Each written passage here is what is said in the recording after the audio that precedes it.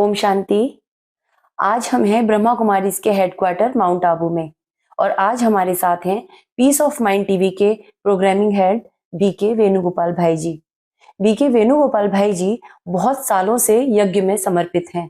ये योग के साथ साथ अपने स्वास्थ्य का पूरा ध्यान रखते हैं और पिछले कई वर्षों से इन्होंने डॉक्टर के पास जाना बिल्कुल जरूरी नहीं समझा, क्योंकि ये एक नेचुरोपैथी एक्सपर्ट भी हैं। तो आइए आज जाने बीके वेणुगोपाल भाई जी से एक परफेक्ट हेल्थ के कुछ टिप्स और कैसे संपूर्ण स्वस्थ रहा जाए। भाई जी आपका बहुत बहुत स्वागत है। ओम शांति। भाई जी सबसे पहले तो हम जानना चाहेंगे कि संपूर्ण स्वास्थ्य होता क्या है। संपूर्ण स्वास्थ्य अर्थात तन से मन से हमेशा स्वस्थ रहें, और दूसरा संपूर्ण स्वास्थ्य उसे कहेंगे शरीर में मन में कोई भी प्रकार की बीमारी ना हो और कोई भी प्रकार की दर्द की महसूसता भी ना हो, उसको हम संपूर्ण स्वास्थ्य कह सकते हैं। भाई जी संपूर्ण स्वास्थ्य की निशानियां क्या होती हैं। संपूर्ण स्वास्थ्य के लिए हम अपनी जीवन शैली से समझ सकते हैं कि हम संपूर्ण स्वस्थ है या नहीं है। तो उसकी निशानियां अभी मैं आपको कुछ पीपीटी के द्वारा दिखाते रहूंगा। सबसे पहला, अच्छी और गहरी नींद। मेन नींद ही जो है स्वास्थ्य का आधार है। अगर नींद हमारा अच्छा नहीं रहता है तो शरीर का हीलिंग अच्छा नहीं हो पाता है। जैसे अगर हमारा नींद पूरा नहीं होता है तो हम काम भी अच्छा नहीं कर पाते हैं, उसी प्रकार से शरीर का कोई भी अंग भी अगर आपको संपूर्ण नींद नहीं मिलता है तो आपको हर अंग की उसकी रेस्ट का टाइम कम होने के कारण से वो अपने आप को शुद्ध नहीं कर पाते हैं और ये बीमारी का एक कारण बनता है। इसलिए अगर अच्छी नींद आपको आ रहा है तो आप अपने आप को कह सकते हैं कि हम संपूर्ण स्वस्थ है।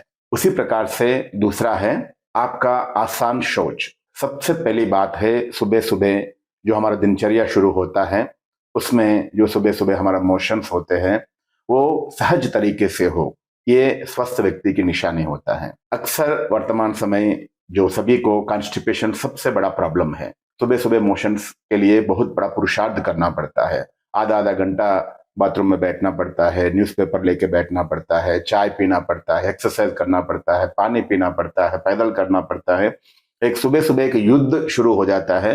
संपूर्ण स्वस्थ व्यक्ति जो है वो शौच की प्रक्रिया जिसे मोशंस कहे वो सहज रूप से कर पाता है, तो समझो वो संपूर्ण स्वस्थ है। अर्थात हम 1 मिनट से कम समय में अगर हम हल्का हो पाते हैं तो हम अपने आप को कह सकते हैं कि हम संपूर्ण स्वस्थ है, हमारा पेट का सिस्टम ठीक है। उसी प्रकार से भूख लगना, बहुत लोगों को सुबह सुबह भूख नहीं लगता है। भूख सुबह सुबह अगर आपको नहीं लग रहा है ये भी बीमारी का निशानी है। क्यों आपको भूख नहीं लगता है? क्योंकि रात का आपका हजम नहीं हुआ होगा, दूसरा या पेट आपका सफाई नहीं हुआ होगा। ये दो मूल कारण है। तो संपूर्ण व्यक्ति का निशानी है सुबह 8 से 9 के बीच में उसको अच्छा भूख लगना चाहिए। उसके अलावा दिन में कम से कम 2 से 3 बार जरूर अच्छी भूख लगनी चाहिए, तो ये संपूर्ण स्वस्थ व्यक्ति की निशानी है। उसी प्रकार से वजन हाइट के अनुसार हो। जैसे डॉक्टर्स कहते हैं अगर आपका 5 फुट हाइट है, अगर फीमेल है तो उनका वेट 50 होना चाहिए, मैक्सिमम 60 होना चाहिए। 60 का ऊपर अगर फीमेल का वेट ज्यादा है, 5 फुट से हाइट है, तो उनको आप अस्वस्थ कह सकते हैं, मोटापा कह सकते हैं। उसी प्रकार से अगर भाई 5 फुट हाइट है या 6 फुट हाइट है, 6 फुट हाइट है भाई समझो, तो उनका वेट 60 to 70 होना चाहिए। 70 से अधिक है, अधिक वेट ही बीमारी का मूल कारण होता है। जितना शरीर में फैट और मसल्स एक्स्ट्रा होते हैं उतना शरीर को एक्स्ट्रा काम करना पड़ता है। ये फैट ही कई बीमारियों का कारण बनता है। स्वस्थ व्यक्ति की दूसरा निशानी है चमकदार चेहरा। हमेशा उनका चेहरा चमकदार होगा, फ्रेश होगा, आलस्य से मुक्त होगा। जो व्यक्ति स्वस्थ होगा, आप कोई भी काम शुरू करे, कोई काम करना है तो व्यक्ति तुरंत कहे हाँ चलो करेंगे। अगर अस्वस्थ हैं देखेंगे, करेंगे, सोचेंगे, बाद में करेंगे। तो ये स्वस्थ व्यक्ति की सबसे पहला निशानियों में से ये है कि वो हमेशा रेडी रहेगा, आलस्य मुक्त रहेगा। और एक निशानी है दर्द रहित रहेगा। शरीर में कोई भी प्रकार की दर्द नहीं होगा। हड्डियों में दर्द, कंधों में दर्द, घुटनों में दर्द, मसल्स में दर्द, पिंडलियों में दर्द, ये सभी प्रकार के दर्द से मुक्त रहेगा तो आप अपने आप को कह सकते हैं कि हम संपूर्ण स्वस्थ हैं। उसी प्रकार से व्यक्ति जो संपूर्ण स्वस्थ है वो व्यक्ति हमेशा हर्षित मुख रहेगा, खुशनुमा रहेगा। जो संपूर्ण स्वस्थ अर्थात केवल शारीरिक स्वस्थ नहीं, मानसिक स्वास्थ्य भी उसमें गिनती किया जाता है। जो व्यक्ति हमेशा सकारात्मक सोचेगा वो व्यक्ति हमेशा स्वस्थ रहेगा। स्वस्थ सोच भी होना चाहिए, तो इस संकल्पों का ऊपर भी हमारा स्वास्थ्य का आधारित होता है। तो इस बात पे हम कह सकते हैं कि व्यक्ति संपूर्ण स्वस्थ है। भाई जी, आज की डेट में हम देखें तो लोग बहुत ज्यादा बीमार पड़ते हैं। जहां देखो रोगी बहुत हॉस्पिटल्स भरे हुए नजर आते हैं। तो रोग क्यों होता है और ये रोग है क्या बेसिकली? अगर रोग का एक संपूर्ण शब्द में, अगर एक वाक्य में अगर सही एक्सप्लेनेशन दे, रोग अर्थात एक असामान्य स्थिति, शरीर के आंतरिक ऊर्जा के प्रवाह के अवरोध। शरीर में निरंतर ऊर्जा का प्रवाह होता रहता है। तो यह आत्मा जो शक्ति स्वरूप है, यहां से पूरे शरीर में ब्रेन के और नर्वस सिस्टम के आधार पे वो कंटिन्यू एनर्जी का फ्लो करता रहता है। उस एनर्जी का कहाँ भी एक जगह भी अगर फ्लो कम हुआ तो वहां रोग उत्पन्न होता है। अगर हार्ट में अगर एनर्जी कम फ्लो हो रहा है तो आपकी हार्ट अच्छा काम नहीं करेगा, तो हार्ट बीमार पड़ जाएगा। उसी प्रकार से लंग्स में और घुटनों में, नसों में, जहां भी आपकी ऊर्जा की जो आत्मिक ऊर्जा है, आत्मा की शक्तियों का प्रवाह कम होता है, वहां रोग उत्पन्न होता है। तो रोग का एक दो लाइन में अगर हम कहें तो हम शरीर का अंदर की जो ऊर्जा के प्रवाह का अवरोध को हम रोग कह सकते हैं। भाई जी, जैसा आपने अभी बताया कि हमारी बॉडी में एनर्जी फ्लो अगर एक स्मूथनेस के साथ चले तो हम बीमार नहीं होते, और जहां भी एनर्जी फ्लो रुक जाता है वहां पे बीमारी का जन्म होता है। तो इसके अलावा भी और कोई कारण होते हैं क्या? टॉक्सिन्स, अगर शरीर के ऊर्जा के प्रवाह की कमी होती है तो शरीर में टॉक्सिन्स उत्पन्न होते हैं, और टॉक्सिन्स जो है बीमारी का मूल कारण बनते हैं। तो टॉक्सिन्स जहां जहां जमा हो जाता है वहां वहां आपको बीमारियां उत्पन्न होते हैं। भाई जी, अभी आपने बताया कि टॉक्सिन्स बहुत एक बड़ा कारण है एक बीमार होने का, शरीर बीमार करने का। तो टॉक्सिन्स बनते कैसे हैं शरीर में? टॉक्सिन्स बनने का कई कारण है। तो उसमें हम सबसे पहले ये समझे कि टॉक्सिन से होता क्या है। टॉक्सिन्स जहां जमा हो जाए, अगर आप देखो हार्ट में जमा हो गया तो आपको हार्ट अटैक हो जाएगा। टॉक्सिन अगर घुटनों में जमा हो गया है तो आपको नी पेन हो जाएगा। अगर आपके पैंक्रियास में जमा हो गया तो पैंक्रियास अच्छे से काम नहीं करेगा, जिससे आपको डायबिटीज हो जाएगा। अगर टॉक्सिन्स शरीर में, मसल्स में या सेल्स में टॉक्सिन्स जमा हो जाता है तो उससे स्किन का आपको कई प्रकार के प्रॉब्लम्स, कैंसर जैसे भी बीमारियां भी आ सकती हैं। उसी प्रकार से अगर टॉक्सिन्स किडनी में जमा हो गया तो किडनी सही तरीके से काम नहीं करेगा, इसमें किडनी का प्रॉब्लम भी आ सकते हैं, किडनी में स्टोन्स भी जमा हो सकते हैं। ऐसे टॉक्सिन्स के कारण से कई प्रकार की बीमारियों का मूल कारण ही है टॉक्सिन्स। तो सबसे पहले हम जानेंगे कि टॉक्सिन्स बनते क्यों है, टॉक्सिन्स बनने का मूल कारण क्या है। सबसे पहला है टॉक्सिन्स बनने का मूल कारण विरुद्ध आहार। हमें पता ही नहीं है, हम हर दिन विरुद्ध आहार खाते जा रहे हैं। विरुद्ध आहार मतलब जिसका एक दूसरे के साथ मेल नहीं। जैसे आपको किसी के साथ बनता नहीं है तो आप उनके साथ काम करना आपको मुश्किल होता है, उसमें टेंशन भी होता है, लड़ाई झगड़ा भी हो सकता है। तो ओवरऑल आपके समय वेस्ट जाएगा, आपके आउटपुट नहीं रहेगा। उसी प्रकार से हम जब विरुद्ध आहार खाते हैं तो शरीर को भी उतना ही मेहनत करना पड़ता है उसको हजम करने के लिए। तो विरुद्ध आहार है टॉक्सिन्स बनने का सबसे पहला कारण है। उसी प्रकार से दूसरा कारण है अधिक खाना खाना। हम जब खाना अधिक खाते हैं, जितना जरूरत है उससे ज्यादा खाते हैं, उससे शरीर को हजम करने में लंबा समय लगता है, तो वो भी टॉक्सिन्स बनने का एक दूसरा कारण है। तीसरा कारण है जल्दी जल्दी भोजन करना। जब हम जल्दी जल्दी भोजन करते हैं तो मुंह में जो लार है उसके साथ अच्छे से मिक्स नहीं होता है, तो हम वो खाना जल्दी अंदर भेज देते हैं, तो जल्दी जल्दी खाने के कारण से हजम अच्छा नहीं हो पाता है, तो वो भी टॉक्सिन्स बनने का एक कारण बनता है। दूसरा है बिना भूख का खाना खाना। हम अक्सर खाना खाते हैं, सोचते हैं कि समय पे खाना खाना चाहिए, टाइम हो ना हो, आपको भूख लगे नहीं लगे, टाइम अनुसार खाना खाते। डॉक्टर्स बोलते भाई टाइम अनुसार खाना खाओ। कभी भी आपको भूख नहीं है तो खाना खाना नहीं चाहिए। आप खाना इतना ही खाओ जो टाइम पे भूख लगे। अगर टाइम पे खाना है टाइम पे, अच्छी बात है, मगर आप नाश्ता इतना करो जो दोपहर के टाइम पे भूख लगे। अब दोपहर में भोजन इतना करो जो शाम को चाय के टाइम पे आपको भूख लगे। शाम को इतना ही हल्का सा कुछ लो जो आपको 7-8 बजे भूख लगे। तो हम बिना भूख का खाना नहीं खाना है। अगर कोई अधिक खाना खाया तो उसको थोड़ा स्किप कर दे। तो ये बिना भूख का खाना खाना से भी टॉक्सिन्स बनते हैं। भोजन के साथ अगर हम अधिक पानी पीते हैं वो भी टॉक्सिन का कारण बनता है, क्योंकि भोजन के साथ अगर अधिक पानी पीते हैं तो उसमें उसका केमिकल डाइल्यूट हो जाते हैं, जिससे भोजन आपको अच्छा सा हजम नहीं होता है। भोजन के साथ कभी भी अधिक पानी नहीं पीना चाहिए।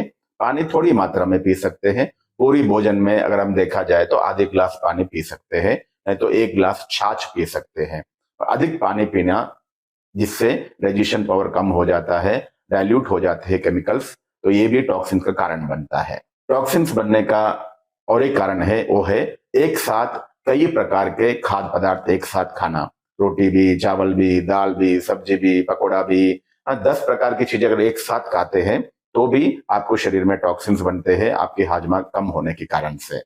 टॉक्सिन्स बनने का और एक कारण है वो है फैक्ट्री प्रोडक्ट्स। जितना हम फैक्ट्री प्रोडक्ट्स खाते हैं उतना हमारे शरीर में टॉक्सिन्स ज्यादा बनते हैं। क्यों? क्योंकि जो भी फैक्ट्री प्रोडक्ट्स होते हैं वो प्रोडक्ट्स है, वो फूड नहीं है, प्रोडक्ट है वो। और उसको देखिए, आप अगर सुबह रोटी बनाते हो, शाम तक रोटी अगर आप रात तक खाना तो बासी हो जाता है, स्मेल आ जाता है। मगर फैक्ट्री में कब बिस्किट बना, कब चॉकलेट बना, आप एक 6 मास के बाद, 1 साल के बाद भी आप खा रहे हो। तो उसके लिए उसको प्रिजर्वेटिव्स डाला जाता है। वो सेल्स का लाइफ बढ़ाने के लिए प्रिजर्वेटिव्स यूज करते हैं। जो भी प्रिजर्वेटिव्स होते हैं वो केमिकल्स होते हैं। जितना हम प्रिजर्वेटिव खाना, फैक्ट्री खाना खाएंगे, जितना केमिकल्स खाएंगे, उतना शरीर में टॉक्सिन्स ज्यादा बनते हैं। उसी प्रकार से टॉक्सिन्स बनने का मूल कारण तामसिक भोजन भी होता है। जितना हमारा भोजन तामसिक होगा उतना हमारे शरीर में टॉक्सिन्स ज्यादा बनेंगे। ये है शारीरिक कारण। उसी प्रकार से टॉक्सिन्स बनने का मानसिक कारण भी होते हैं। वो है अधिक सोचना। अगर हमारा सोच अधिक चलता है, बहुत थॉट्स हमारे अंदर चलते हैं, जिससे शरीर के अंदर कई प्रकार के ऐसे केमिकल्स रिलीज होते हैं जो शरीर में टॉक्सिन्स उत्पन्न करते हैं। जैसे अगर आप अधिक सोचते हो, क्रोध करते हो, किसी के लिए नेगेटिव सोचते हो, नकारात्मक सोच के कारण से भी शरीर में कई प्रकार के गलत केमिकल्स जो रिलीज होते हैं ब्रेन से, उससे भी शरीर में टॉक्सिन्स बनते हैं। जैसे क्रोध करते हैं तो उस समय जो केमिकल्स रिलीज होते हैं वो शरीर के हर अंग को डैमेज करते हैं। तनाव, तनाव भी एक कारण है टॉक्सिन्स बनने का। हम अगर अधिक तनाव में रहते हैं तो शरीर में जो केमिकल्स रिलीज होते हैं, हार्मफुल केमिकल्स, वो भी टॉक्सिन्स बनने का मूल कारण बनते हैं। उसी प्रकार से चिंता, हम जितना अधिक चिंता करते हैं उतना शरीर में टॉक्सिन्स अधिक बनते हैं। भाई जी, अभी आपने बताया कि क्या कारण होते हैं जिससे बॉडी में टॉक्सिन्स बनते हैं। तो अब ये भी बताइए कि अगर टॉक्सिन्स बन गए तो उनसे मतलब उन्हें क्लीन कैसे किया जाए, बॉडी को टॉक्सिन फ्री कैसे बनाया जाए? टॉक्सिन्स फ्री बनने के लिए भगवान ने शरीर को नेचुरल प्रोसेस रखा हुआ है। नेचुरल तरीके से शरीर अपने आप को क्लीन करते हैं जो भी टॉक्सिन्स बनते हैं। तो सबसे पहला है, जो शरीर के अंदर टॉक्सिन्स बनते हैं वो है आंखों के द्वारा, आंसुओं के रूप में। अगर आप बहुत चिंतित रहते हैं, टेंशन में रहते हैं या भयभीत रहते हैं, तो आपके अंदर जब चिंता होती है, दुख होता है, आपके अंदर जो टॉक्सिन्स बनते हैं वो आपकी आंखों से आंसू का रूप में बाहर आ जाते हैं। ये नेचुरल क्रिया है। आप जानते हैं सबसे ज्यादा जो हार्ट प्रॉब्लम्स आते हैं वो भाइयों के आता है, आप सुनते होंगे। फीमेल्स को बहुत कम होता है। क्यों?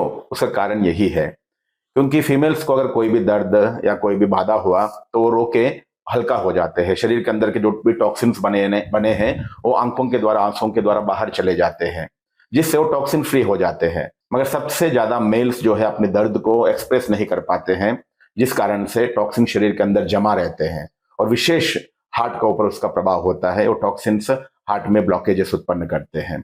तो टॉक्सिन्स नेचुरल रूप से, अगर हमें कोई भी दर्द होता है, बाधा होता है, हमें हल्का बोल के हल्का होना चाहिए।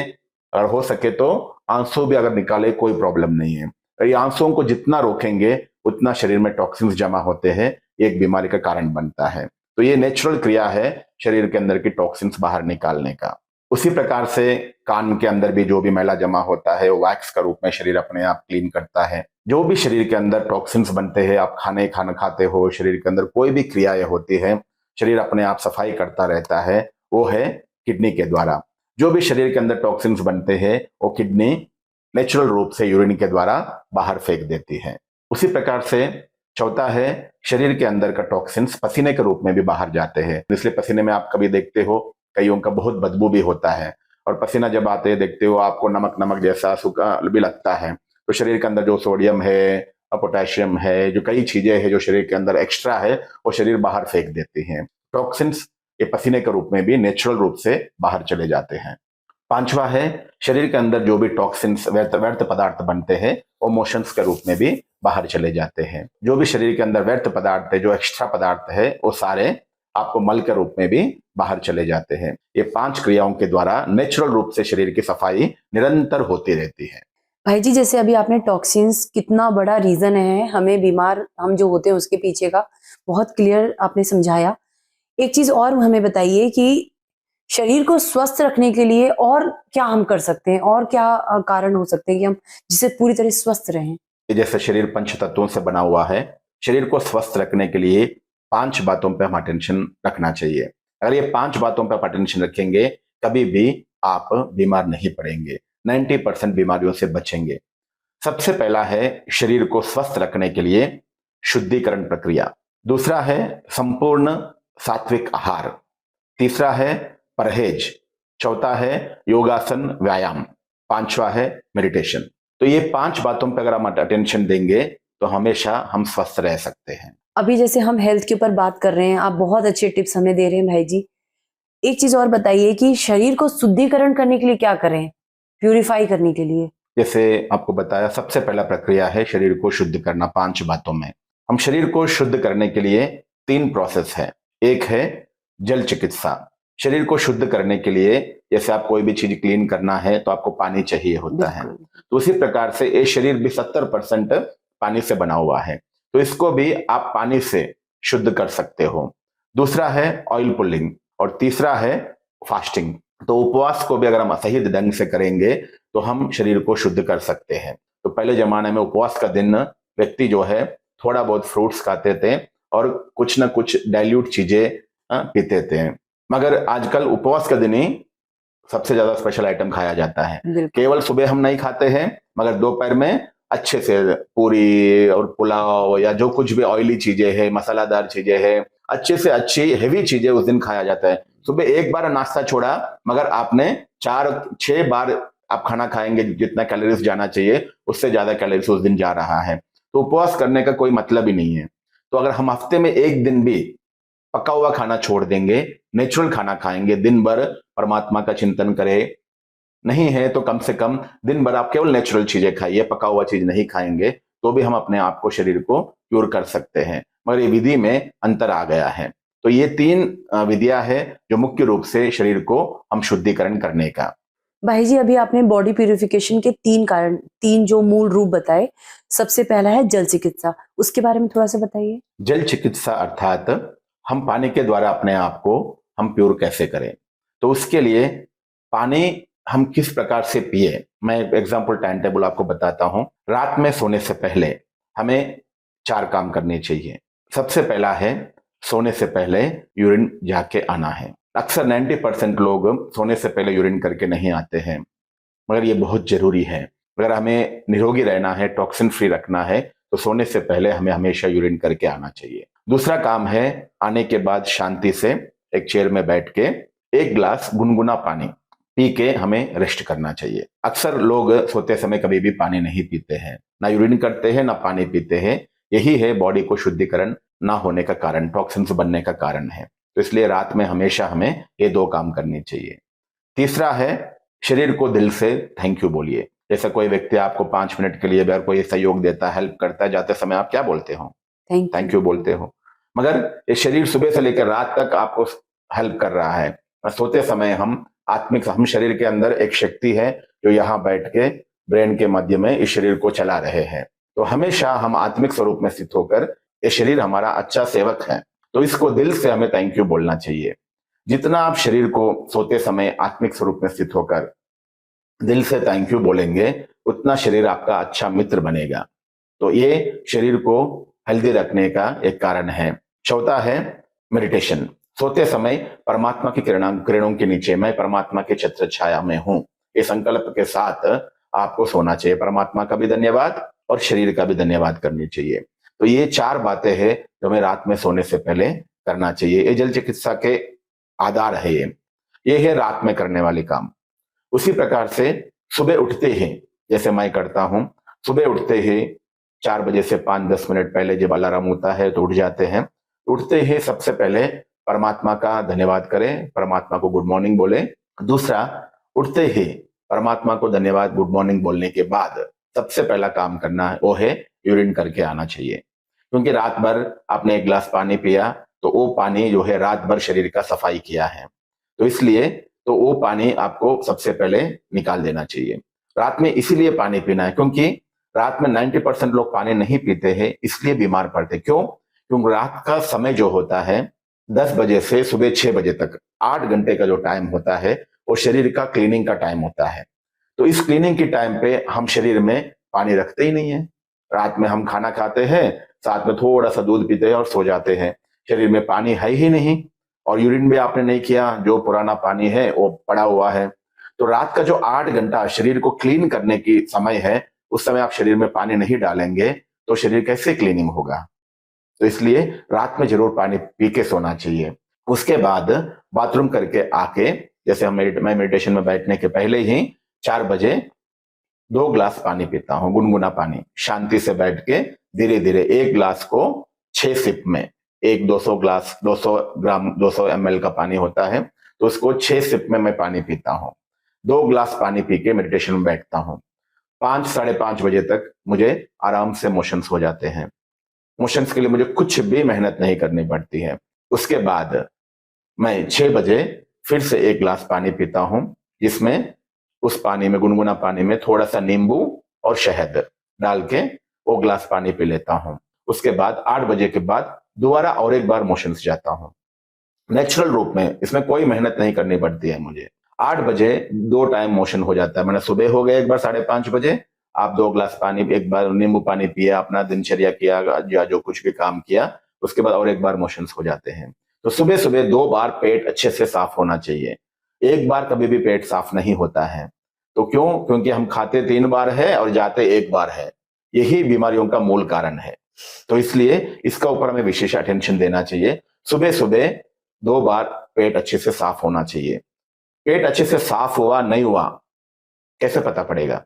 उसका निशानी है कि आपको सेकंड टाइम जब आप मोशन जाके आते हैं, बाथरूम से बाहर आते ही आपको भूख लगना चाहिए। अगर आपको भूख नहीं लग रहा है तो पेट साफ नहीं है। तो 90% लोग जो कहते हैं ना, मुझे सुबह सुबह भूख नहीं है, भूख नहीं है, इसका मतलब है वो रात का खाना हजम नहीं हुआ या मोशंस आपका क्लीन नहीं हुआ है। पेट अभी भी भारी पड़ा हुआ, कचरा अंदर पड़ा हुआ है, तो भूख कहां से लगेगा? तो इसलिए सुबह सुबह नेचुरल क्रिया से पानी, जो मैं आपको जिस प्रकार से पीने की प्रोसेस बताया, और इस प्रकार से पिएंगे तो सुबह सुबह बॉडी अच्छे से शरीर को साफ करेगा। इस प्रकार से सुबह सुबह कम से कम 4 से 5 ग्लास पानी पीनी चाहिए। नहीं है तो कम से कम 3 ग्लास पानी। उठते ही 2 ग्लास पानी, उसके मोशंस के बाद 1 ग्लास नींबू पानी, 3 ग्लास मिनिमम पानी। अगर पी सकते हैं तो 5 ग्लास पानी पीना चाहिए। ये एक ही है जो आपको बॉडी को डिटॉक्स करते हैं। इस प्रकार से आप पानी पिएंगे तो शरीर के अंदर के टॉक्सिन सारे चले जाएंगे। मैं प्रैक्टिकल में बताता हूं। रात में आपने पानी पी के सो गया, सुबह उठते ही आप 4 बजे, जैसे मैं उठता हूं, सबसे पहले यूरिन को चेक करता हूं। तो 4 बजे वाला जो यूरिन होता है उसमें बदबू होता है और कलर भी होता है। और मैं 2 ग्लास पानी पी के, जब 4 बजे 2 ग्लास पानी पीता हूं, तो 5 साढ़े 5 बजे जब मोशंस और यूरिन होगा, तब यूरिन को देखता हूं, 50% कलर होगा, 50% स्मेल होता है। जब मैं 5 साढ़े 5 बजे 6 बजे 1 ग्लास पानी पीता हूं, नींबू पानी, आपको 7-8 बजे जब यूरिन आएगा तो देखता हूं उसमें ना के बराबर कलर, ना के बराबर स्मेल होता है। तो 8 बजे मैं 1 ग्लास पानी पीता हूं। उसके बाद 9 साढ़े 9 बजे अब जब यूरिन आता है तो चेक करता हूं, यूरिन और पानी में कोई अंतर नहीं होगा। इसका मतलब क्या हुआ? जो भी शरीर के अंदर के टॉक्सिन से वो बाहर चला गया। तो हम इससे चेक कर सकते हैं। सुबह सुबह अगर हम अच्छे से पानी पिएंगे तो आपके शरीर के अंदर की सफाई अच्छे से होगा। हम यही मेल काम जो हम नहीं करते, सुबह सुबह पानी, रात में ना पानी पीते हैं ना सुबह सुबह पानी पीते हैं, तो शरीर के अंदर की सफाई होगा कैसे? आपका शरीर साफ हुआ नहीं हुआ आपके यूरिन से आपको पता पड़ जाएगा। अगर आपका यूरिन साफ तो आपका शरीर के अंदर की टॉक्सिन साफ। तो जिसको स्वस्थ रहना है तो वो अपना चेकिंग करे, अपना यूरिन का। जिसको स्वस्थ रहना है, यूरिन को कैसा रखे? पानी जैसा रखे। यूरिन के अंदर ना बदबू होना चाहिए, ना कलर होना चाहिए। और इतना भी अटेंशन रखेंगे तो आप बीमारियों से मुक्त हो पाएंगे। मेन है पानी का रोल है शरीर को डिटॉक्स करने के लिए, जल चिकित्सा जिसे कह रहा हूं मैं, इसमें पानी का मेन रोल होता है कि पानी हमें उतना पीना है जितना आपका यूरिन पानी की तरह साफ हो। तो एक विषय पर अगर आप अटेंशन दिया, बहुत सारी बीमारियों से मुक्त होंगे। तो ये मूल कारण है बीमारी का, क्योंकि पानी आप कम पीते हो, शरीर के अंदर की टॉक्सिन्स बाहर नहीं जा रहे, वही टॉक्सिन कहां ना कहां जमा होके बीमारी का रूप ले रहे हैं। उसी प्रकार से नाश्ता और दोपहर का बीच में, भोजन का बीच में कम से कम 1 से 2 गिलास जरूर पानी पीना चाहिए। दोपहर का भोजन, शाम का चाय का बीच में 1 से 2 गिलास पानी, और शाम का चाय और रात का भोजन का बीच में कम से कम 1 गिलास पानी। अगर देखा जाए तो कम से कम 5 गिलास पानी दिन में, और 5 गिलास पानी सुबह, 5 नहीं तो कम से कम 3 गिलास। ना सुबह अगर 3 गिलास पानी पिया, दिन भर अगर 5 गिलास पानी पिया, 8 गिलास पानी हो गया। तो इतना मिनिमम रिक्वायरमेंट होता है शरीर को शुद्ध करने का। जैसे आपको घर का सफाई करना है तो एक बाल्टी में कम से कम आधी बाल्टी तो पानी रखेंगे, तभी तो पोछा लगा पाएंगे। उसी प्रकार से शरीर को भी टॉक्सिन फ्री करना है तो शरीर को कम से कम 8 गिलास पानी चाहिए। भाई जी, अभी आपने इतने सुंदर तरीके से पानी की इंपॉर्टेंस हमारी एक दिनचर्या में बहुत अच्छे तरीके से क्लियर की। अब थोड़ा ये भी बताइए कि हम पानी जो पीते हैं किस विधि से पिए, किस तरीके से पिए? कभी भी पानी पीते हैं तो हमेशा हमें बैठ के पीना चाहिए। चेयर में बैठ के आराम से, सोफा में, चेयर में या कटिया पे, कहाँ भी बैठ के शांति से पानी पीना चाहिए। और पानी पीते समय धीरे धीरे एक सिप सिप लगाकर, एक एक गुट में, अगर 1 गिलास पानी पिएंगे तो आपको 1 गिलास पानी मुंह में लेना है, उसको मुंह के अंदर घुमाना है, तो मुंह के अंदर जो लार है उसको लेके अंदर भेजना है। ये एक मेडिसिन का काम करता है, आपके डाइजेशन पावर को बहुत अच्छा डेवलप करता है। तो इसलिए पानी पीने का सही तरीका है मुंह लगाकर पीना है, गुट गुट कर पीना है, एक एक गुट गुट लेके पीना है, और मुंह के अंदर घुमाते हुए पीना है। तो ये पानी पीने का सबसे अच्छा तरीका है। दूसरा है, पानी हमेशा गुनगुना पिए। सुबह तो कंपलसरी, शाम को जब सूरज नहीं है इस धरती पे, हमेशा आपको गुनगुना पीना चाहिए। सूरज है तो उस समय नॉर्मल पानी पी सकते हैं। ठंडी में आप 24 घंटा आप गुनगुना पानी पी सकते हैं। ये पानी पीने की विधि और कौन सी पानी पीना है। भाई जी, अभी आपने पानी के जो इम्पोर्टेंस होती है वो समझाई। मैंने देखा है बहुत सारे लोग सुबह उठकर सबसे पहले खाली पेट चाय पीते हैं। क्या चाय वाकई हमें पीनी चाहिए? हमारे शरीर के लिए इतनी जरूरतमंद है क्या? सबसे पहले जो आजकल जो ज्यादा लोग बीमार पड़ रहे हैं उसका कारण है खाली पेट चाय पीना। सुबह सुबह का शरीर का सफाई का टाइम होता है, जैसे मैं आपको बताया है, रात में 10 बजे से सुबह 6 बजे तक, 8 बजे तक समझो, शरीर अपना क्लीनिंग करता रहता है। तो क्लीनिंग की टाइम पे शरीर को चाहिए पानी, और आप दे रहे हो चाय। तो ये चाय ही बहुत बीमारियों का कारण है। सुबह सुबह चाय, खाली पेट चाय पीने से आपका पेट का मेटाबॉलिज्म खराब हो जाता है, जो पेट का काम करने की क्रिया में डिस्टर्बेंस आ जाता है। जैसा आप चाय पीते हो तो पेट के अंदर एक कोटिंग लेयर बन जाता है, जो शरीर के अंदर जो केमिकल्स रिलीज करना है और उसको भी रिलीज, लिवर को रिलीज भी करने नहीं देते हैं। चाय के अंदर 10 प्रकार के केमिकल्स होते हैं जो शरीर को बिल्कुल नहीं चाहिए। चाय के अंदर पॉलीफोन बोल के केमिकल होता है, कैफीन, अमीनो एसिड्स, फ्लेवोनॉइड्स होते हैं। उसके अलावा और कई प्रकार की फ्लेवर्स ऐड किया जाता है चाय में। तो और उसके अलावा प्रिजर्वेटिव्स भी इसमें चाय में डाला जाता है। तो ये सारी जो है, शरीर को ये केमिकल्स की कोई भी जरूरत नहीं है। तो सुबह सुबह शरीर की सफाई का टाइम है, उस टाइम में आप इतने प्रकार का केमिकल्स आप इसमें डाल रहे हो, तो ये जो है कई प्रकार की बीमारी का कारण बनते हैं। भाई जी, आपने अभी जैसे बताया चाय के बारे में, तो मुझे तो लगता है ये एक स्लो पॉइजन है। इसके और क्या साइड इफेक्ट्स हो सकते हैं? चाय पीने से मैं कह सकता हूं 50 प्रकार की बीमारियां आपको आती हैं। सबसे पहला जो पेट के अंदर गैस बनता है, वो एसिडिटी जिसे कहेंगे, वो भी चाय पीने से आपको होता है। उसी प्रकार से कब्ज, जो शरीर के अंदर मोशंस आप लोगों को नहीं होता है, तो उसका भी कारण, क्योंकि पेट के मेटाबॉलिज्म खराब हुआ, तो आपकी चाय पीने से आपकी कब्ज का शिकायत जो सबसे ज्यादा आजकल लोगों को है, वो चाय पीने से ही हो रहा है। लोग समझते हैं कि सुबह सुबह चाय क्यों पीते हैं, अगर कहते हैं तो लोग बोलते हैं भाई हम चाय नहीं पीते तो हमें मोशंस होता नहीं है, मगर ये बहुत बड़ा भ्रम है। आप चाय पीने से आपको मोशंस नहीं हो रहे हैं। आप गरम गरम जो पी रहे हो ना पानी, उसके अंदर जो पानी का तत्व है, गरम गरम जो आप पी रहे हो, उस कारण से आपको वो मोशंस हो रहे हैं।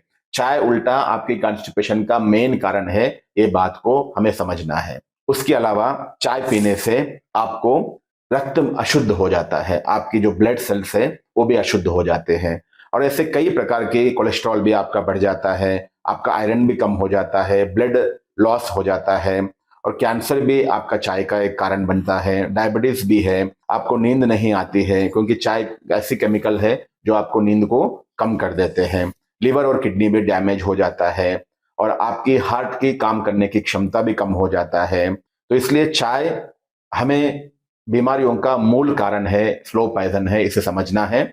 चाय पीना है तो हमें नाश्ते के बाद पिए, कोई गैप में पिए, पर खाली पेट सुबह सुबह कभी भी चाय नहीं पीना चाहिए। जिसको चाय पीने की आदत है वो नाश्ते के बाद पिए, या दोपहर के भोजन के बाद, या शाम को, कभी भी पिए, मगर खाली पेट सुबह सुबह चाय नहीं पिएंगे।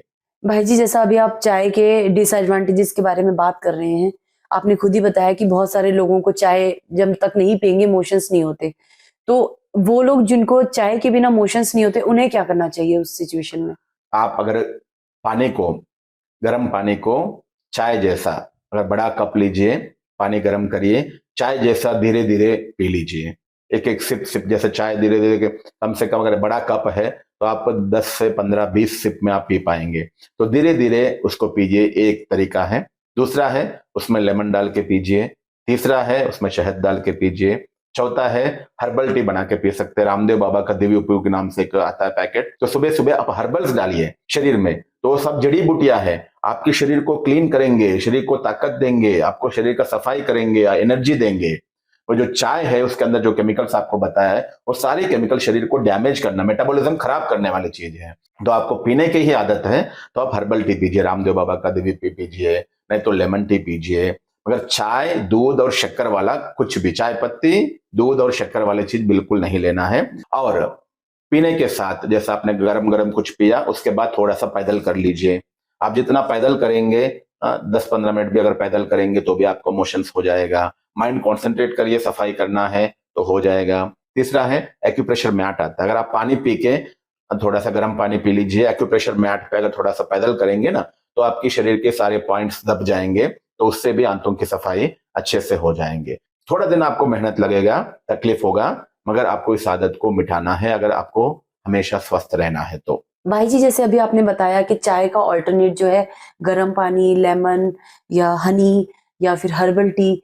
एक बात बताइए, हर्बल टी होती क्या है? ये कैसे बना सकते हैं? तो इसके कंजम्पशन को कैसे कर सकते हैं? जैसे भी रामदेव बाबा का मैंने बताया, जड़ी बूटियों के द्वारा इसको हर्बल टी बोल सकते हैं। उसके अलावा घर में खुद भी आप बना सकते हैं हर्बल से। जैसे हर्बल्स में इसमें आप लौंग है, दालचीनी है, गुड़ है, इलायची है, लेमन ग्रास है, ये सभी चीजों को मिला के भी आप बना सकते हैं। ना शुगर होगा, ना दूध होगा, ना चाय पत्ती होगा। इसके अलावा जो भी बाकी चीजें यूज करेंगे उसको हर्बल टी आप बोल सकते हैं। वो आपको शरीर को काम का है, सुबह सुबह पीना है तो आप वो पीजिए। तो भाई जी, जैसे हमने देखा है, हमेशा हमारे बड़े बूढ़ों ने कहा है कि गुड़ हमेशा सर्दियों में खाना चाहिए, गर्मियों में ही ये गर्म करता है। तो हर्बल टी क्या हम गुड़ वाली गर्मियों में भी पी सकते हैं? सुबह सुबह जब तक सूरज नहीं आया तब तक आप अपने आप को समझ सकते हैं कि मैं सर्दी का समय में ही हूँ। तो अच्छा। सूरज आने के बाद अगर गर्म और गुड़ गर्म अगर कहते हैं तो सूरज आने के बाद उसका इफेक्ट होगा। सूरज आने के पहले जैसे गर्म पानी ही पीना है आपको, उसी प्रकार से सूरज आने के पहले अगर आप लेमन टी गुड़ के साथ पीते हो तो उसमें कोई प्रॉब्लम नहीं है। भाई जी, आपने शरीर के शुद्धिकरण के लिए 3 पॉइंट्स बताए थे। पहला आपने वाटर का बताया था, जो आपने बहुत अच्छे से एक्सप्लेन किया। दूसरा था ऑयल पुलिंग, इसके बारे में बताइए। ऑयल पुलिंग जो है, जैसे बॉडी को क्लीन करने के लिए वो वाटर के द्वारा क्लीन कर सकते हैं टॉक्सिन्स को, उसी प्रकार से ऑयल पुलिंग एक बहुत अच्छी थेरेपी है। ये केरला में और कई विदेशों में भी कई प्रकार का रिसर्च किया गया है। तो ऑयल पुलिंग में क्या होता है, शुद्ध नारियल तेल, जो कंपनी वाला पैराशूट वाला केमिकल वाला नहीं, शुद्ध नारियल तेल जिसे कहते हैं कच्ची घानी का तेल। जैसे नारियल आप लेके जाओ, कच्ची घानी का तेल मिलता है, तो अब नारियल का शुद्ध तेल, उसको 1 चम्मच मुंह में रखना है, जीभ के ऊपर डालना है, उसको 10 मिनट तक मुंह में घुमाते रहना है। उससे शरीर के जो मुंह के अंदर के जो भी टॉक्सिन्स है वो शरीर के नीचे से लेके पूरा पेट से लेके दिमाग से लेके शरीर के हर अंग नसों का द्वारा जितना भी टॉक्सिन्स है वो वहां इकट्ठा हो जाएंगे। तो 10 मिनट आप उसको मुंह में घुमा के आप फेंक देंगे, उसके बाद मुंह खुला कर लेंगे। इस प्रकार पहले 2 मिनट शुरू करें, फिर 5 मिनट, फिर 10 मिनट, 15 मिनट, जितना लंबा समय आप रख सकते हो, जो मुंह आप मसल्स आपको दर्द ना हो, उतना समय उसको रखे, हिलाते रहे। ये सेकंड प्रोसेस, सबसे सहज प्रोसेस है बॉडी को डिटॉक्स करने का, वो है वाटर थेरेपी। ये सेकंड ऑप्शन है, ये हर कोई नहीं कर सकते हैं, और जो कर सकते हैं करे, बहुत अच्छी बात है। भाई जी, अभी आपने 2 प्रोसेस बताए, एक तो वाटर प्यूरिफिकेशन से और एक है ऑयल पुलिंग से। तीसरा आपने बताया था फास्टिंग, उस पर भी थोड़ा सा बताएं। जिस दिन हम फास्टिंग रखेंगे उस दिन शरीर के अंदर का सफाई अच्छे से होगा, क्योंकि आप खाना कंटिन्यू खा रहे हो, तो शरीर अपना सफाई कर ही नहीं पा रहा है। इस कारण से बीमारियां हो रही हैं। जैसे घर के अंदर आपको रेगुलर रूटीन काम ही इतना है, तो कोने कोने का आप अच्छे से सफाई नहीं कर रहे हो, तो क्या होगा, वहां से कीड़े पैदा होंगे, गंदगी होगा, कीड़ा पैदा होगा। तो उसी प्रकार से इस शरीर का सफाई भी अच्छे से करना है, शरीर को अच्छे से डिटॉक्स करना है। एक तीसरा तरीका है, वो है फास्टिंग। फास्टिंग अर्थात उस दिन कम से कम आप खाना खाए और नेचुरल खाना खाए, उस दिन पका हुआ बिल्कुल ना खाए, ये सर्वोत्तम है। मगर आजकल जो फास्टिंग के तरीका बदल गए हैं, इस कारण से बीमार उल्टा ज्यादा पड़ रहे हैं। तो फास्टिंग का मतलब ही है आपको शरीर को थोड़ा रेस्ट देना। हफ्ते में 1 दिन हमें फास्टिंग करनी चाहिए, जिसमें सुबह, दोपहर, शाम को जितना हो सके नेचुरल चीज सबसे अच्छा। फास्टिंग के कई तरीके मैं बताऊंगा, इसमें सबसे पहला तरीका है, वो है सुबह सुबह आप दूध पी लो, दोपहर में कम से कम तेल मसालों वाला खाना खाओ, और शाम को फ्रूट्स खा लो। दूसरा तरीका है कि तीनों टाइम आप फल खाओ, 1 प्लेट भर के फल खाओ दोपहर में और शाम को, क्योंकि फल जो है जल्दी हजम हो जाता है, तो शरीर को सफाई का टाइम मिल जाता है। तो हम खाना जो खाते हैं, तो 6 घंटे से 12 घंटा लगता है पका हुआ खाना हजम होने में। उसी प्रकार से अगर आप फल खाते हो तो 2 से 3 घंटे में हजम हो जाता है। तो उपवास का मतलब है कि शरीर को सफाई करने का टाइम देना, जिससे आपकी बॉडी में सफाई अच्छे से हो पाता है। ये दूसरा तरीका फलों के द्वारा। तीसरा है, जिनको और अच्छा उपवास करना है, वो रसों का उपवास कर सकते हैं। जैसे फलों का रस ले सकते हैं, सुबह आपने लिया, कच्ची सब्जियों का रस ले लिया, दोपहर में फल का रस ले लिया, शाम को आपने दूध पी लिया। मतलब रस वाला कोई भी रसों से आप लिक्विड और रसों से आप फास्टिंग कर सकते हो। चौथा फास्टिंग है, जो बहुत बीमार है, अपने आप को जल्दी ठीक करना चाहते हैं, वो लेमन हनी फास्टिंग कर सकते हैं। सुबह आपने लेमन हनी, जैसे 9 बजे आपने लेमन हनी पिया, उसके बाद में 3 घंटे के बाद 12 बजे आपने पिया, फिर शाम को 3 बजे, फिर रात 6 बजे 7 बजे, ऐसे आपने आधी चम्मच नींबू, 2 चम्मच या 3 चम्मच हनी मिला के, अगर इस प्रकार से आप करेंगे, आपने लेमन और हनी लिया, वो आधा घंटे में हजम हो जाता है। तो बाकी 2-3 घंटा, आप 4 घंटे के बाद आप कुछ ले रहे हो, शरीर को 4 घंटा टाइम मिल रहा है। फिर आप थोड़ा लिया, आधा घंटे में हजम हुआ, और दिन भर में कम से कम आपको 12 घंटा और रात भर का 12 घंटा, तो अगर ओवरऑल सारा मिला के आपको कम से कम 16 घंटा आप फास्टिंग हो जाता है उसमें, तो शरीर का अच्छे से सफाई होगा। तो ये फास्टिंग एक तीसरा तरीका है हमको बॉडी को अंदर का जो टॉक्सिन्स है उसे क्लीन करने का। बॉडी के अंदर टॉक्सिन्स क्लीन हुआ तो हम बीमारियों से मुक्त रहेंगे। भाई जी, जैसे अभी आपने शरीर को स्वस्थ रखने के लिए 5 हमें टिप्स बताए थे। सबसे पहला था शुद्धिकरण, अभी दूसरा आपने बताया सात्विक आहार, ये क्या होता है? बीमारी का मूल 2 कारण होते हैं। कोई भी बीमार पड़ते हैं, उसका मूल 2 कारण होते हैं। वो है, सबसे पहला है बॉडी के अंदर का जहर, टॉक्सिन्स। अगर हम टॉक्सिन फ्री हो गया, हम बीमारियों से मुक्त हो सकते हैं। उसी प्रकार से हम बीमार पड़ते हैं, उसका दूसरा कारण है आपका इम्यूनिटी पावर कम रहना। तो इम्यूनिटी पावर आपको बढ़ाकर रखना है, तो उसका आधार है संपूर्ण आहार। अगर आप भोजन करते हो, अगर भोजन सही है, उसमें संपूर्ण आहार अगर आप खा रहे हो, तो आपकी इम्यूनिटी पावर अच्छा रहेगा। जब भी आप डॉक्टर के पास जाते हो, बीमार पड़ते हो, तो डॉक्टर कहते हैं कि आपका फलाना विटामिन कम हुआ, इसलिए आप बीमार पड़े हो। आहार सही ढंग से आपने नहीं खाया, जिससे विटामिन कम हुआ, विटामिन कम होने से आपका इम्यूनिटी पावर कम हुआ, इम्यूनिटी पावर कम होने से आपको रोग से लड़ने की ताकत आपका कम हो गया है। तो ये मूल कारण है। अगर आपको इम्यूनिटी पावर अच्छा रखना है, तो आपको संपूर्ण आहार खाना चाहिए। संपूर्ण आहार का डेफिनेशन क्या है? संपूर्ण आहार अर्थात जिस आहार में 5 चीजें होना चाहिए: विटामिन्स, मिनरल्स, फाइबर, प्रोटीन्स और कार्बोहाइड्रेट्स हो। ये 5 चीजें अगर आपके आहार में है, तो उसको संपूर्ण आहार कह सकते हैं।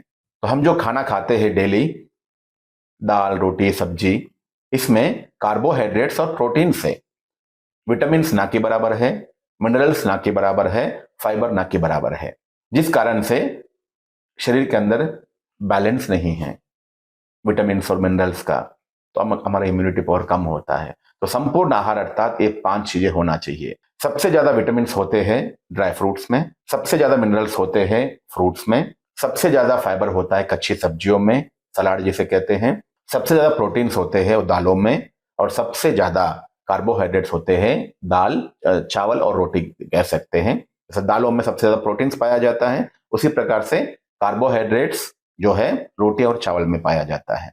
तो हम जो खाना खा रहे हैं उसमें क्या है, दाल है, रोटी है, चावल है और पकी हुई सब्जियां हैं। इसमें क्या है, प्रोटीन्स और कार्बोहाइड्रेट्स ही मिल रहे हैं, ना फाइबर मिल रहा है, ना मिनरल्स मिल रहा है, ना विटामिन मिल रहा है। राइट। इस कारण से हमारी इम्यूनिटी पावर कम होता है। तो ये 5 चीजों की बैलेंस रखने वाला अगर हमारा खाना हो तो हमारी इम्यूनिटी पावर अच्छा रहेगा, तो हम रोग से लड़ने की ताकत पाएंगे। हर किसी को जिनको इम्यूनिटी पावर अच्छा रखना है तो उनको हर किसी को सुबह सुबह ड्राई फ्रूट्स, भिगा हुआ ड्राई फ्रूट्स खाना चाहिए। दूसरा, नाश्ते में आप नाश्ते में बैठने के पहले या नाश्ते के साथ साथ कोई भी कट्टी फ्रूट्स खाएं, मौसम्बी, संतरा, कोई भी चीज जरूर खाएं, उसके बाद आप नाश्ता करें। उसी प्रकार से दोपहर में पहला प्लेट हो वो है कच्ची सब्जियां।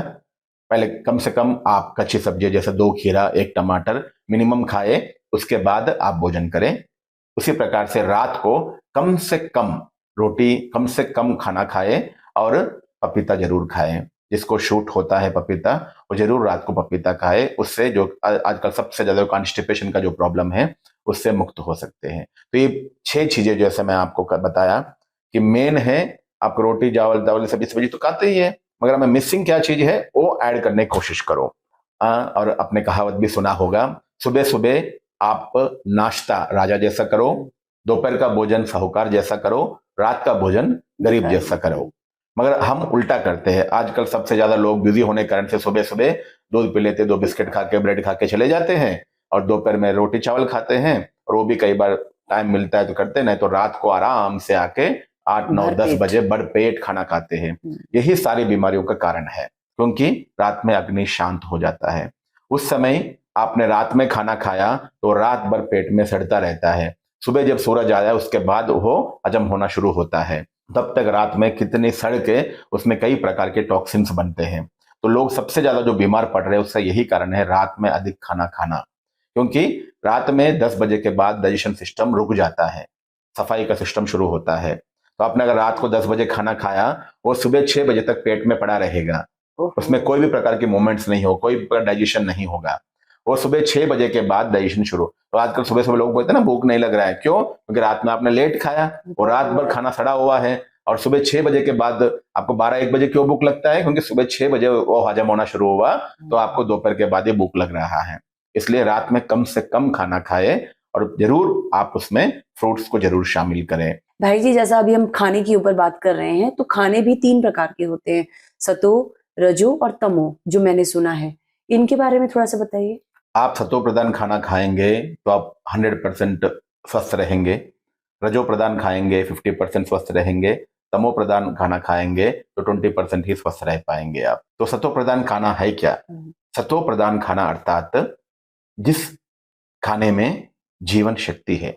हम जो खाना, पका हुआ खाना खा रहे हैं वो डेड फूड है, उसमें जीवन शक्ति नहीं, शक्ति है। शक्ति और जीवन शक्ति में अंतर है। जीवन शक्ति किसमें है? सतो प्रधान खाना में होता है। सतो प्रधान खाना क्या है? सतो प्रधान खाना अर्थात अंकुरित, ये सतो प्रधान खाना है। अंकुरित मूंग है, कोई भी अंकुरित है, उसमें जीवन शक्ति है। एक नया पेड़ को उगाने का शक्ति है उसमें, उसको जीवन शक्ति कहते हैं, लाइफ फोर्स, एनर्जी। तो वो है सतो प्रधान खाना। दूसरा है फ्रूट्स, कच्ची सब्जियां, ये सब सतो प्रधान खाना है। रजो प्रधान खाना अर्थात बॉइल्ड फूड और कुकड फूड। तमो प्रधान खाना अर्थात इसमें अधिक मसाला, अधिक तेल, सब कुछ अधिक मात्रा में है, वो तमो प्रधान खाना हो जाता है। तो दूसरा, नॉनवेज को भी तमो प्रधान खाना कह सकते हैं। जो सतो प्रधान ज्यादा खाएंगे वो ज्यादा स्वस्थ रहेंगे, और जो रजो प्रधान खाएंगे 50%, जो तमो प्रधान खाएंगे 20% ही स्वस्थ रहेंगे। तो ये 3 चीजें हैं, हमें खाने का ऊपर अटेंशन देना चाहिए। लाइव फूड ज्यादा खाओ। आपको जिंदा रहना है। आप कई लोग देखो जिंदा तो है मगर बीमारियों से घिरा हुआ है, वो मरा हुआ है तो जीवन है। तो आपको हमेशा जिंदा रहना है और स्वस्थ रहना है, दोनों एक साथ अगर चलना है तो आप सत्व प्रधान खाना ज्यादा खाइए, अर्थात अंकुरित फ्रूट्स, ड्राई फ्रूट्स और कच्ची सब्जियां। तो भगवान ने जो नेचुरल रूप से जो दिया है उसको ज्यादा खाना खाइए, और ये फूड जो है पका हुआ फूड कम करिए। तीसरा है डेड फूड। डेड फूड किसे कहते हैं? जो फैक्ट्री फूड है। फैक्ट्री फूड में कुछ भी, फैक्ट्री वो प्रोडक्ट है, फूड नहीं है, तो इसलिए वो फैक्ट्री फूड में जीवन शक्ति कुछ भी नहीं है। भाई जी, अभी जैसे हम चर्चा कर रहे हैं, आपने बताया पानी कितना इम्पोर्टेंट है, पानी पीने की विधि क्या होती है, फिर आपने बताया कि भोजन कितना इम्पोर्टेंट है, वो भी किस तरीके का भोजन खाना चाहिए। तो क्या भोजन करने की भी कोई विधि होती है? जरूर होती है। भूख लगने पर ही खाना खाए। बिना भूख का हम खाना खाएंगे तो डाइजेशन अच्छे से नहीं होगा, शरीर में टॉक्सिन्स बनेगा। अगर आपको टाइम टू टाइम खाना खाना है तो नाश्ता इतना करो जो आपको दोपहर में भूख लगे, दोपहर में इतना खाओ जो शाम को चाय का भूख लगे, शाम को इतना ही चाय टोली लो जो आपको रात को भूख लगे। तो ये सबसे पहला है, बिना भूख का खाना नहीं खाना है। दूसरा है प्रसन्न मन के साथ खाना खाओ। टेंशन में आपको खाना कभी नहीं खाना चाहिए। अगर टेंशन में आप खाना खाएंगे तो भी आपको टॉक्सिन्स बनेगा, हजम अच्छे से नहीं हो पाएगा। एक साथ कई प्रकार की खाना नहीं खाना चाहिए, एक साथ केवल 2 प्रकार की खाना खाना चाहिए। अगर आपने रोटी खाया, रोटी के साथ दाल और सब्जी, बस।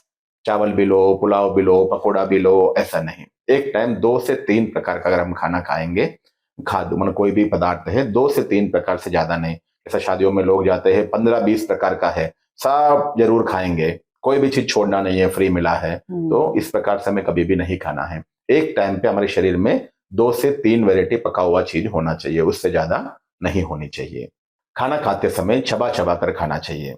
अक्सर लोग एक भी रोटी मुंह में डाल दिया, 5-6 बार चबा दिया, अंदर डाल देते हैं, जिससे डाइजेशन अच्छा नहीं होता है। कम से कम अगर मुंह में आपने कोई भी निवाला डाला, उसको 15 से 16 बार, हो सके तो 20 से 26 बार, जैसे बोलते हैं 32 दांत है तो 32 बार चबाना चाहिए। तो 32 बार तो नहीं, कम से कम 20-25 बार तो चबाओ, क्योंकि दांत कहाँ है? मुंह में है, पेट में दांत नहीं है, आंतों में दांत नहीं है। इसलिए चबाने का काम उसी को करना है, मगर हम चबाने का काम किसको देते हैं? पेट को देते हैं, जिस कारण से हमारा डाइजेशन पावर कम होता है। इसलिए चबा चबा कर खाना खाना है, इसके साथ लार भी अच्छे से उसमें मिक्स होके अंदर जाएगा। जैसा आप ग्राइंडर में ग्राइंड करते हो, उसी प्रकार से सारा ग्राइंडिंग यहाँ ही होना चाहिए, वहां केवल डिस्ट्रीब्यूशन होना चाहिए पेट में। और हम क्या करते हैं, थोड़ा सा आधा काम, आधा यहाँ चबा देते हैं, पेट में डाल देते हैं, तो उसको ग्राइंडिंग करने का भी काम हम पेट को देते हैं। पेट को केवल डिस्ट्रीब्यूशन का काम दो, ग्राइंडिंग करने का काम नहीं दो। शांत चित्त होकर खाना खाए, परमात्मा को याद करके, भगवान को याद करके, भगवान का धन्यवाद करके खाना खाए, और टीवी देखते हुए कभी नहीं खाए। आधा 90% लोग आज खाना खाते हैं तो टीवी देखते हुए खाना खाते हैं, जिस कारण से क्या खा रहे उन्हें पता नहीं होता है। ये भी इंडाइजेशन का कारण बनता है, इसलिए कभी भी टीवी देखते हुए खाना ना खाए। भाई जी, आपने 2 बातों पर हमारी अटेंशन करवाई, एक तो प्योर खाना और एक है सात्विक जो भोजन है उस तरीके से। तो हमें किन बातों से परहेज करना चाहिए? परहेज में मुख्य है रिफाइंड ऑयल, और दूसरा है सॉल्ट, तीसरा है स्पाइसी फूड, चौथा है शुगर, पांचवा है मैदा, छठा है फैक्ट्री फूड, और सातवां है नॉनवेज। ये सातों चीजों को हम जितना हो सके परहेज करना चाहिए। तो आजकल जो सबसे ज्यादा जो लोग बीमार पड़ रहे हैं व्हाइट प्रोडक्ट के कारण से, जिसे व्हाइट पॉइजन जिसे कहते हैं, वो है नमक, शुगर और मैदा। ये 3 मेन जो व्हाइट पॉइजन है, इसे चौथा कहे, और घी और दूध। वो घी और दूध एक्सक्यूज भी है, मगर ये 3 चीजें एक्सक्यूज नहीं है। नमक, शुगर और मैदा जितना ज्यादा खाएंगे उतना आप ज्यादा बीमार पड़ेंगे। भाई जी, जैसे अभी आपने परहेज में ये 7 चीजें बताई, आपने रिफाइंड ऑयल का नाम लिया। अब हम पराठे खाएं या सब्जी खाएं तो तेल के बिना तो बनेगी नहीं, रिफाइंड में ही बनती है। रिफाइंड पर फिर हम कैसे परहेज करें फिर? तो सबसे ज्यादा आजकल जो बीमारी आ रहे हैं, कैंसर जैसी मेन बीमारियां भी जो भी आ रहे हैं, हार्ट अटैक भी जो भी आ रहे, सारी बीमारियों का कारण है रिफाइन ऑयल। जितना रिफाइन ऑयल ज्यादा यूज करेंगे, जिस घर में जितना रिफाइन ऑयल ज्यादा होगा उतना बीमार ज्यादा होंगे। पहले जमाने में आप देखिए, अगर 200-300 साल की हिस्ट्री भी देखा जाए, इंडिया में रिफाइन ऑयल फैक्ट्रीज ही नहीं थे। मुझे याद है मेरा बचपन में भी नानी जो खाना बनाती थी वो कोई भी खाना बनाया उसमें केवल घी यूज होता था, थोड़ा सा 1 चम्मच घी डाल देती तो ऊपर से खाना बन जाता था। सब्जी भी बनाया मटके में, सारी सब्जियां जो भी 3-4 प्रकार की सब्जियां उसमें डाल देती थी, मटके में पकाते थे ने, और उसमें थोड़ा सा मसाला ऊपर से डाल दिया, घी भी ऊपर से डाल देती थी। खाना निकालने के बाद या पूरा खाना बनने के बाद ऊपर से घी डाल दिया, हो गया। और आजकल हम रिफाइंड में सब कुछ बना रहे हैं, तो यही सारी बीमारियों का कारण है। रिफाइंड ऑयल क्यों नहीं खाना है? रिफाइंड ऑयल जो बनता है ना, हाई टेम्परेचर में बनाया जाता है, एक है। दूसरा, रिफाइंड ऑयल में कई प्रकार के केमिकल्स मिलाया जाता है। जितना ज्यादा रिफाइन उतना ज्यादा केमिकल्स। तो कोई भी रिफाइंड ऑयल बनता है 5 प्रोसेस में, एक आपको कोई नहीं बताएंगे, 5 प्रोसेस में गुजरता है। ये रिफाइंड ऑयल के कारण से ही आपको हार्ट प्रॉब्लम्स है, ब्लड प्रेशर है, कैंसर है, स्किन डिसीजेस है, डाइजेशन प्रॉब्लम्स है, ये सभी प्रॉब्लम्स के कारण है रिफाइंड ऑयल। जैसे मूंगफली का तेल है, मूंगफली का 1 केजी मूंगफली मार्केट में 120 रुपए तक होता है। अगर आप तेल जब खरीदने जाते हो तो 1 बॉटल तेल आपको 120 रुपए में मिल रहा है। आपको 1 लीटर तेल, मूंगफली तेल निकालना है तो कम से कम 3 केजी आपको मूंगफली चाहिए। तो मतलब उसका रेट कितना होना चाहिए? 360 होना चाहिए। हाँ। मगर आपको 150 में मिल रहा है, 120 में मिल रहा है। कंपनी वालों को 60 रुपए में पड़ता है, तब जाकर वो 120 में बेच सकता है। आप खुद निकालेंगे तो 360 रुपए पड़ता है आपका छिगाने का तेल। आप जाके मशीन में निकालिए, 3 केजी मूंगफली देंगे तो 1 केजी आपको तेल निकाल के देगा। कंपनी वाले 120 में बेच रहे, मतलब उसको 60 में पड़ रहा है। मतलब 360 का तेल और 60 रुपए में आपको बना रहा है, और 60 रुपए कमाई कर रहा है। तो कितना दूषित है आप समझ सकते हैं। 1 लीटर तेल अगर मूंगफली तेल है तो उसमें ओरिजिनल तेल केवल 10 to 20% मूंगफली तेल होगा, बाकी सब केमिकल्स होगा। हम वो केमिकल्स खा रहे हैं, तेल खा ही नहीं रहे। रिफाइंड ऑयल अर्थात जहर है, वो ऑयल है ही नहीं। कोई भी कंपनी का तेल हो, वो तेल है ही नहीं। कच्ची घानी का तेल जो आप खुद निकालते हो उसमें ही सही तेल है। कुकिंग ऑयल 5 प्रोसेस में गुजरता है। सबसे पहला है डीगमिंग, दूसरा है न्यूट्रलाइजेशन, तीसरा है ब्लीचिंग, चौथा है विंटराइजेशन, 5वां है डीऑडराइजेशन। तो ये 5 प्रोसेस से हर कोई कंपनी जो भी रिफाइंड तेल आपको बेच रहे हैं वो सारे ये 5 प्रोसेस में गुजारते हैं। तो डीगमिंग अर्थात डीगमिंग में क्या होता है, हेक्साइन बोल के केमिकल मिक्स करते हैं। तो हेक्साइन ये जो केमिकल है ये पेट्रोलियम प्रोडक्ट है। जो रॉ क्रूड ऑयल होता है उसमें से ऑयल, पेट्रोल, डीजल, ग्रीस सब कुछ निकालने के बाद जो बचता है, कोई काम का नहीं होता है, वो है हेक्साइन। जो ऑयल निकालने वाले कंपनी वाले वो कुक्ड ऑयल कंपनी वालों को बेचते हैं, वो कोई काम का नहीं है उनको, सब कुछ वो लोग निकाल लिया और कुछ भी नहीं, तेल का तत्व हल्का सा है, जो जिसे चिपचिपापन जिसे कहते हैं वो है, और कुछ नहीं है। वो हेक्साइन ऑयल 10 रुपए के लीटर के हिसाब से, 5 रुपए के लीटर के हिसाब से कुक्ड ऑयल कंपनीज को दे रहे हैं। तो वो लोग इस बीज में उसको, जो भी आपको मूंगफली निकालना है तो मूंगफली को हेक्साइन ऑयल में डुबो के रखते हैं, उसके साथ उसको ग्राइंड करके निकाल देते हैं, तो उसमें हेक्साइन ऑयल साथ में आ जाता है। तो हेक्साइन जो है बहुत बीमारियों का कारण है, हार्ट अटैक, कैंसर से कई बीमारियों का कारण है हेक्साइन है। ये बहुत डेंजरस है, जो हमें जहर के रूप में कंपनी वाले परोस रहे हैं। दूसरा है न्यूट्रलाइजेशन। इसमें जो उसका स्टिकनेस जो होता है, जो मोटापन जो होता है, उसको कम करते हैं। आप देखिए, अगर आप खुद कच्ची घानी का तेल निकालिए, कितना मोटा होता है, हेवी होता है, भारी होता है। और आपकी कंपनी का तेल बहुत हल्का होता है, बोलते हैं बहुत हल्का तेल है, बहुत हल्का तेल है बोल के बोलते हैं। वो हल्का नहीं है, आपको बहुत सारी बीमारियों से वो बढ़ा रहे हो। वो हम हल्का तेल खा के बीमारियां कम होते हैं बोलते, बीमारी उसी से ज्यादा होते हैं, ये हमें पता नहीं है। ये न्यूट्रलाइजेशन में फास्फोरस एसिड मिलाया जाता है, जिससे वो तेल जो है पतला हो जाता है। तीसरा है ब्लीचिंग। ब्लीचिंग में कॉस्टिक सोडा मिक्स किया जाता है। तो ये कॉस्टिक सोडा जो है, जो आप कपड़ा धुलाई करने के लिए यूज करते हैं, तो कई चीजों के लिए कॉस्टिक सोडा यूज किया जाता है, तो कॉस्टिक सोडा उसमें मिक्स करते हैं। चौथा है विंटराइजेशन। उसमें एथेनॉल बोल के एक केमिकल मिलाया जाता है, वो बहुत डेंजरस है। 5वां है डीऑडराइजेशन। तो ये डीऑडराइजेशन में कई प्रकार का आर्टिफिशियल मिनरल्स ऐड किया जाता है। एक्चुअली जो रिफाइंड ऑयल है उसमें कुछ भी नहीं है। रिफाइंड ऑयल में ना प्रोटीन से, ना मिनरल से, ना एंजाइम से, ना कार्बोहाइड्रेट से, तो जहर के अलावा कुछ भी नहीं है। तो इसलिए आपको तेल यूज करना है तो कच्ची घानी का तेल यूज करिए, कोई भी कंपनी का रिफाइंड तेल यूज नहीं करना है। भाई जी, जैसा अभी आप परहेज के बारे में बता रहे हैं, तो आपने बताया कि रिफाइंड एक जहर है जो हमें परहेज करना चाहिए। नमक और जो सफेद जैसे मैदा, चीनी, इन सबसे परहेज करना चाहिए। तो और हमें ऐसा क्या ऐड करें कि जिससे हमारा मतलब हेल्थ को नुकसान ना हो? मेन है आपको जो बताया रिफाइंड ऑयल, उससे दूर रहें। दूसरा है नमक। नमक आपको यूज करना है तो काला नमक यूज करे, सेंधा नमक यूज करे, समुद्री नमक यूज करे, ना कि आयोडाइज नमक यूज करे। जो कंपनी का नमक होता है उसमें कई प्रकार के केमिकल्स ऐड करते हैं उसको पतला होने के लिए, स्मूथ होने के लिए। और दूसरा है शक्कर। जितना हो सके सफेद शक्कर की जगह गुड़ यूज करिए। और शुगर, एक्चुअली सफेद शुगर में मीठापन है, साथ में बहुत सारे केमिकल्स भी ऐड, ये कई बीमारियों का कारण बनता है, हार्ट अटैक का भी कारण बनता है, डायबिटीज का भी कारण बनता है। तो आपको सफेद शुगर की जगह जितना हो सके लाल गुड़, सफेद गुड़ नहीं, जो भी सफेद गुड़ है उसमें भी ढेर सारे केमिकल्स होते हैं, जितना हो सके लाल गुड़, अर्थात जो आपको हल्का काला कलर, लाल कलर के बीच में जो गुड़ होता है, ओरिजिनल गुड़, वो यूज करने की कोशिश करें। सफेद शक्कर से जितना हो सके बचें। भाई जी, अभी आपने स्वस्थ रहने की जो 5 टिप्स बताई, एक बार इनको फिर से रिपीट कर दीजिए ताकि हमारे जो देखने वाले व्यूअर्स हैं, अगर उनसे कुछ मिस हुआ है तो आज ये इम्पोर्टेंट, बहुत इम्पोर्टेंट टॉपिक है, मिस नहीं होना चाहिए और हर किसी को हेल्दी रहना चाहिए। तो प्लीज एक बार वो पांचों पॉइंट्स पर फिर से हमारी रिवाइज कीजिए। जो हमने हमेशा स्वस्थ रखने के लिए 5 बातें बताया, उसमें सबसे पहला है शुद्धिकरण। शरीर को हम पानी के द्वारा, ऑयल पुलिंग के द्वारा, हम बॉडी को उपवास के द्वारा, ये तीनों के द्वारा शरीर को डिटॉक्स करें। दूसरा है संपूर्ण आहार शरीर को दे।